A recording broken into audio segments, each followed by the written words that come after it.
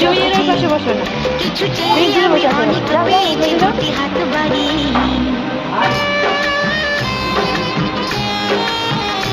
আমার গর্ব শুধু